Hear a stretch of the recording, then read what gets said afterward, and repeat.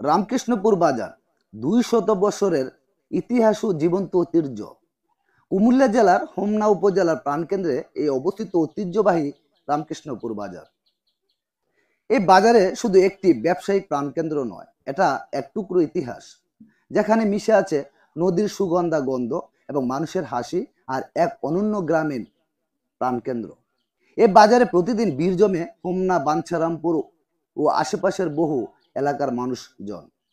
আগে সপ্তাহে একদিন বুধবার বসতো হাট, কিন্তু এখন প্রতিদিনই বাজারে মানুষের সমাগম মুখর থাকে চারপাশ।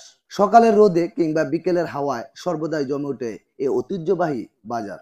রামকৃষ্ণপুর বাজারে বিষয়িত হলো, এখানে এমন কোনো পণ্য নেই যা আপনি সহজে পাবেন না। গ্রামীণ জীবন থেকে শুরু করে আধুনিক যুগের চাহিদা ও সবকিছুরই যোগান রয়েছে আমাদের এই রামকৃষ্ণপুর বাজারে। তরকারি, মাছ, মাংস, দেশি হাঁস মুরগি, ফলমূল ও চাল ডাল, মিষ্টি থেকে শুরু করে ফ্রিজ, টিভি, প্রসাধনী সামগ্রী সহ সব মিলে একই বাজারে। তাই এই বাজারকে অনেকেই বলেন সবকিছুর মিলে এমন বাজার, সেটা হচ্ছে রামকৃষ্ণপুর বাজার। তিতাস নদীর পারে উঠা এই বাজারের যোগাযোগ ব্যবস্থা অত্যন্ত সহজ ও সুবিধাজনক। নদীপথে যেমন নৌকা করে মালামাল আসে এবং যায়, তেমনি সড়ক পথেও চলে পণ্য পরিবহন ও ব্যবসা বাণিজ্য। এই নদীর পথের উপর ভর করে আজও রামকৃষ্ণপুর বাজার ধরে রেখেছে তার পুরনো ঐতিহ্য। বাজারে এক প্রান্তে রয়েছে অসংখ্য দোকানপাট, চায়ের টং, হোটেল, খাবারের দোকান। সকাল থেকে রাত পর্যন্ত এখানে গম গম করে মানুষের কোলাহল। ক্রেতা বিক্রেতার মধ্যে রয়েছে আন্তরিক সম্পর্ক। দোকানদারের হাসি মুখে অভ্যর্থনা যেন এই বাজারের সৌন্দর্যকে আরো বাড়িয়ে তোলে।